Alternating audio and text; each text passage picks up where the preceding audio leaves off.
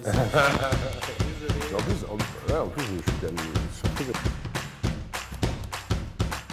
Alors pour bien manger, il faut manger bio, local, de saison, un peu moins de viande si possible. Enfin même, idéalement, il faudrait manger de la viande une fois par mois, mais on ne va pas vous demander ça. En tout cas, moi je le fais, ça marche très bien. Alors il se trouve qu'on a une bonne nouvelle, c'est que 20%... Non. Alors il se trouve qu'il y a une bonne nouvelle, c'est qu'il y a une augmentation de 20% par an de la demande en bio local. C'est super.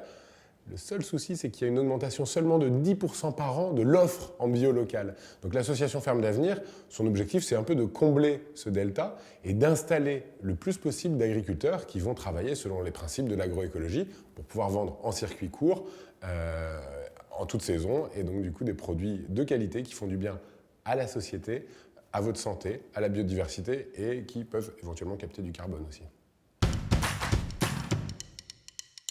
Alors je pense qu'il y a un truc qu'il faut toujours se demander, c'est est-ce qu'on paye le vrai prix des choses? Parce que quand on voit un yaourt qui coûte 1 euro, un yaourt industriel, alors que le yaourt bio va coûter 2 euros, 2 fois plus. En fait, il faut comprendre que le yaourt industriel, il a beaucoup de coûts cachés sur le dérèglement climatique, sur les problèmes de santé induits, sur l'érosion de la biodiversité, sur la destruction de l'emploi. Et donc en fait, un yaourt à 1 euro, il faut rajouter peut-être 50 centimes de dépenses qui vont être portées par la collectivité, par nos impôts.